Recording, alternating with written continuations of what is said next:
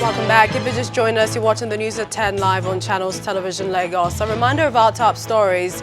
Kano State government dethrones Muhammadu Sanusi II, cites alleged refusal to abide by instructions given to him, appoints former Emir of Bichi, Aminu Ado Bayero, as his replacement. Federal government confirms second case of coronavirus in the country, says new patient is the contact of the Italian index case. Nigeria Communications Commission opposes provisions of the social media bill, while some civil society groups call for its scrapping as Senate begins public hearing on document. And Sudan's Prime Minister Abdallah Hamdok survives assassination attempt targeting his convoy on his way to work in the capital, Khartoum. Plus, we have business, sports, news from Abuja, the FCT later, international news from our London studios. Our website, channelstv.com, has more information on our top stories and others. Subscribe and watch Channels Television's live stream on YouTube and other social media platforms using your mobile device browser, or download the Channels TV app for Android and iOS devices from the respective stores. You can also watch us via your smart TV platforms on Apple TV, Android TV, Fire, and Roku TV. Another showdown is brewing in the education sector as the Academic Staff Union of Universities, ASU, embarks on 2-week warning strike beginning from today. ASU's president, Professor Biodun Ogriemi, who announced this in Enugu, says the action is aimed at getting governments to implement all the outstanding issues from the Memorandum of Understanding reached between 2009 and 2019. He explained after the union's 2-day National Executive Council meeting that Nigerian universities were under ceaseless siege, a situation that needed to be addressed. The union says it would meet at the end of the warning strike to deliberate on its next line of action. What we have in our Memorandum of Understanding of 2013, what we have in our Memorandum of Action of 2017,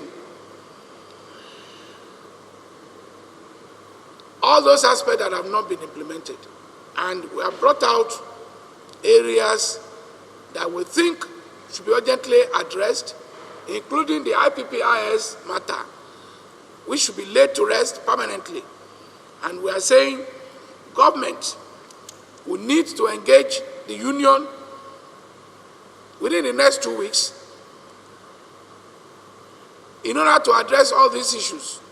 And to achieve that purpose, NEC has resolved to embark on a 2-week warning strike with effect from today, Monday, 9th March 2020. This is to compel the government to implement all outstanding issues in our memoranda of actions, memoranda of understanding. Let's go over now to Abuja studios where Linda Kigbe has some more stories. Good to see you, Linda. Hello, Millicent. Good to see you too. So we begin with story.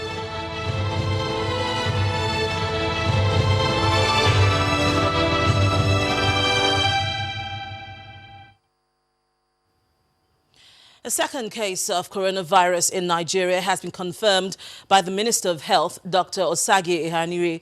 The minister says there is no cause for alarm since the newly confirmed case is a contact of the index case, not an importation into the country.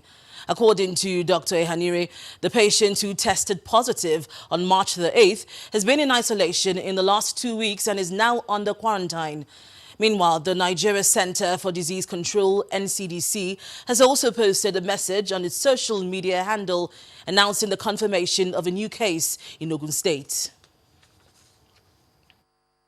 Contact tracing and monitoring in respect of the coronavirus index case presently receiving treatment in Lagos has been diligently and conscientiously pursued since the 27th of February when the case was first diagnosed. As you know, 40 persons in Ogun and 20 in Lagos are under isolation and have remained free of any symptoms since then. Nevertheless, the Federal Ministry of Health, following best practice, decided to test these persons for the possible presence of the coronavirus in their systems. On the 8th of March, scientists confirmed the presence of coronavirus in one of the contacts. It is my duty, therefore, to announce a new case of coronavirus disease in Nigeria, and the newly confirmed case is an Ogun State contact of the index case, but it has no significant clinical symptoms.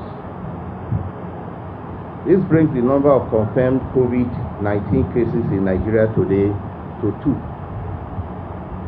Since the beginning of the outbreak in China and subsequent spread to other countries, one of the important response strategies at the containment stage has been to identify all contacts, ensure their strict isolation, and follow up daily with checks for any symptoms of the disease.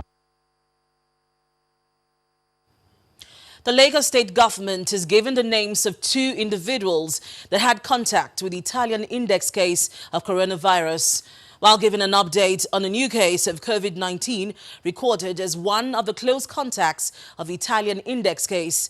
The Commissioner for Health, Professor Akin Abayomi, asked the media to be of assistance in locating Ewelunta Godfrey and Salami Abiodun Sodiq, both male. He says the Federal and State Ministry of Health is looking for the 2 individuals who were on the same flight with the Italian. According to Professor Abayomi, the state decided to make the names public due to the government's inability to trace them based on the contact information they gave when boarding the plane. The commission explained that efforts are on to transfer the second confirmed case of COVID-19 from Ewekoro in Ogun State to the Yaba Infectious Disease Isolation Center in Lagos for proper care.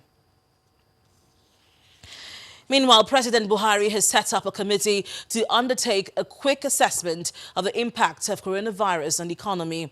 The committee is to brief the president on its findings on Tuesday and Wednesday. The decision follows a meeting of the president with the ministers of finance, budget and national planning, petroleum resources, and the GMD of the Nigerian National Petroleum Corporation at the presidential villa today.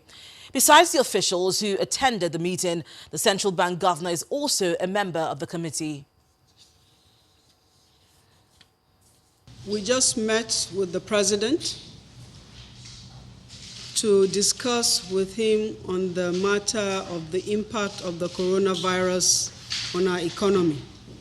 And Mr. President has formed us into a committee with the Minister of State Petroleum Resources, the Central Bank Governor, the GMD and MPC and myself as members. Our mandate is to make a very quick assessment of the impact of this coronavirus on the economy, especially as it affects the crude oil price. We will be writing a report and brief Mr. President tomorrow or Wednesday morning, and after that we'll also have more substantial information to the press. But it is very clear that we will have to revisit the crude oil benchmark price that we have of $57 per barrel. We'll have to revisit it and lower the price. Where it will be lowered to is the subject of the work of this committee. What the impact will be on that is that there will be reduced revenues to the budget, and it will mean cutting the size of the budget. The quantum of the cut is what we are supposed to assess as a committee. So this is just an initial update to inform you on the directives that we have, and that subsequently we will be sending a report to the president, and after that we will now be briefing the press on the actions that government will be taken. The president has also established a presidential task force for the control of the coronavirus disease. A statement from the Special Assistant to the President on Media and Publicity, Mr. Garba Shehu, says setting up the task force is in preparation for the unlikely but probable major outbreak of the disease in the country. This, he explains, will require a multi-sectoral, intergovernmental approach as advised by the World Health Organization, similar to that adopted for the HIV epidemic in the last 2 decades. According to the statement, the task force has the Secretary to the Government of the Federation, Mr. Boss Mustafa, as its chairman, with Dr. Sani Aliyu as a national coordinator. Other members include the Minister of Health, the Minister of Humanitarian Affairs, Disaster Management and Social Services, the Director General of the Nigeria Center for Disease Control, and a WHO country representative. The group is expected to deliver on its mandate within a maximum period of 6 months. When the News at 10 returns, markets tumble across the globe as oil price dispute and COVID-19 outbreak take a toll on securities trading. That's some business news. Join us again.